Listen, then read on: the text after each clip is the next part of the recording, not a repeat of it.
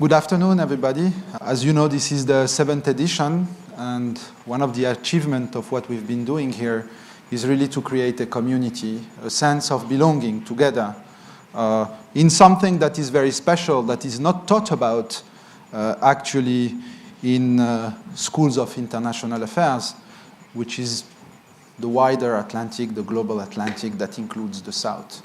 So, a community, 7 editions, a new name, a new perspective on global affairs, but still our commitment, our willingness, our deep, I would say, ambition and our deep conviction that dialogue has never been more important than those days. I think there is a fundamental issue that we try to be and to transform the way Africa engages with the rest of the world. It's my pleasure to welcome Mohsin Jazuli, Minister Delegate Foreign Affairs in charge of cooperation. I would like to highlight Africa's place in Atlantic dynamics. Today, Africa offers growing opportunities for investors and has to play a central role in these dynamics. Let me remind you that several African countries are going through structural changes, amongst them good governance, democratization process, and economic construction to ease private investment and embrace prosperity. We're going to jump straight into the opening conversation. It is my pleasure and privilege to introduce to the stage Madeleine Albright, Chair of Albright Stonebridge Group and former US Secretary of State. President Pedro Pires, the former president of Cape Verde. We've got 30 minutes to solve the world's problems. Well, I'm delighted to be here and honored to be able to have this discussion. Is there a new way that we can look at globalization that it doesn't contribute to inequality and it actually moves to solve the world's problems when it comes to that gap that we're seeing widen between the rich and the poor? I think we need to kind of re-look at how organizational structure works and not be afraid of it, and not be afraid of a new era, and not expect instant answers. It also needs to involve our populations much more. One of the differences between the earlier iterations of this was that people didn't think about the public. L'Afrique a été perdante dans toutes les phases de la mondialisation. Si on le voit depuis l'esclavage jusqu'à aujourd'hui, en passant par le colonialisme et par le post-colonialisme, de mon point de vue, l'Afrique est perdante. Il faut que l'Afrique s'organise et que les États africains aussi s'organisent et fassent son mieux pour qu'elle puisse gagner dans cette nouvelle phase de la mondialisation. Your thoughts on the Trump administration? And do I need to say anything? I knew it had to come somewhere. I just didn't know whether to do it at the beginning or in the middle of our conversation. Well, I used to be a diplomat. And you're not supposed to criticize your country abroad. But I do think that we are part of the problem at the moment, because I do think, and I was even going to, before you asked that, to say there's been a paradox about globalization, because all of a sudden there is a major return to sovereignty. And when the President of the United States goes to the United Nations and talks more about national power and sovereignty, it undermines the concept of working together. So we're looking at the north-south contrasting demographic trends, and we're really going to drill down now into how Africa can reap rewards of that youth dividend. Bonita, I'm going to start with you. If Africa don't invest in the young people, we are going also to lose in terms of economy. So that's the reality that we are facing. African Union, because it's good to put it in the context, we have Agenda 2063, the Africa we want. An Africa which is peaceful, an Africa that put women and young people at the center of the development.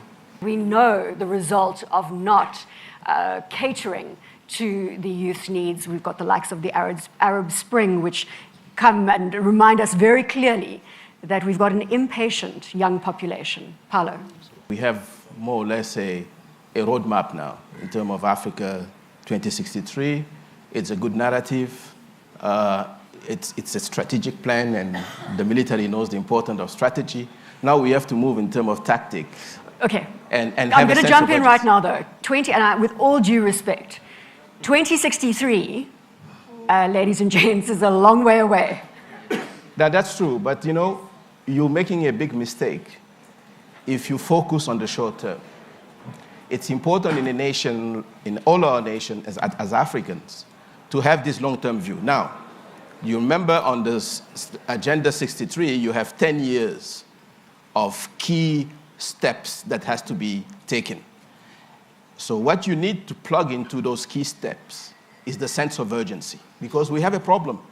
The narrative about our population doubling in the next 30 years is sometimes seen as a huge opportunity. I'm very skeptical about it. I think it's good to have consumers. We are talking about something in the region of 300 million people in the middle class, but we are not growing enough to be able to meet the need for job for these 20 million something people coming, young people coming every year. And these young guys are very impatient. I was talking to the young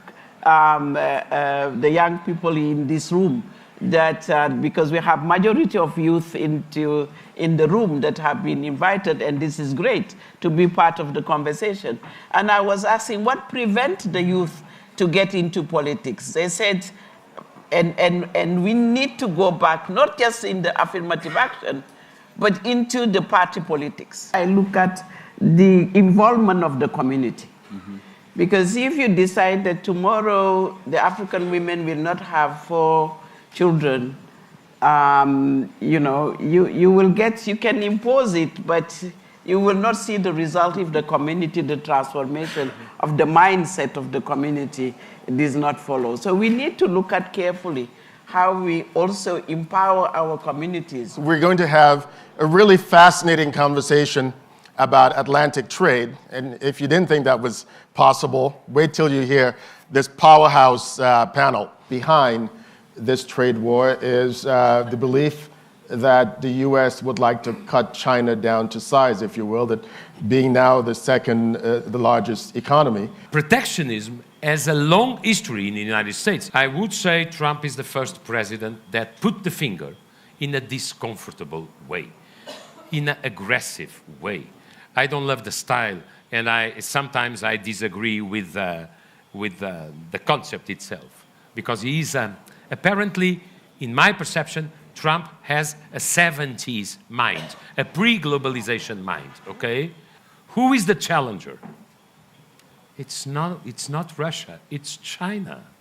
China in 40 years became world goods leader exporter, from 0.8 of global trade to 12% of global goods trade in 40 years. China became the challenger on digitalization. If you see the top 10 of the techno world companies, you will see 7 Americans or 6 Americans, and you will see 3 Chinese or 4 Chinese. Don't forget the context. We have a new economic order where Asia and China are the rising stars. But we don't have a new political order coherent with that change. I don't think a Democrat president would, the approach would be different, the style would be different, but I don't think the question of China would be different for a Democrat president. We'll give the panelists an opportunity to answer some of the questions, please. Thanks very much. My name is Saeed El Hashimi. I happen to work for the World Trade Organization, so I have to be careful what I say. Can you stand up? Yes, please. So everybody sees me. Yes, so exactly. No, just leaving Geneva yesterday, a friend of mine talking about China and the US said, this is 2 elephants dancing in a porcelain shop. And the porcelain shop being the WTO, where do you see this going in terms of IFROM? Because it's not just China, it's also India, Brazil, and the others. Sure. Terrific, thank you. It's a complicated tango that's going on. At the same time, people are, the EU is perfectly ready to use the United States-China dispute as a leverage to get China to change. This is not about divorce proceedings. This is about, who washes the nappies and who does the dishes. The reality is that it has become very difficult to reach agreement on a number of issues. So this is something that we need to look at. Can the WTO bring in more flexible alternatives to allow for agreements among sets of countries, clubs of clubs within the WTO, if you wish? We need to look at how to strengthen the dispute settlement process. We need to look at about how to strengthen the monitoring function of the WTO. But it is by reforming the WTO that we will be able to set the conditions for prosperity going forward, and not by destroying the organization.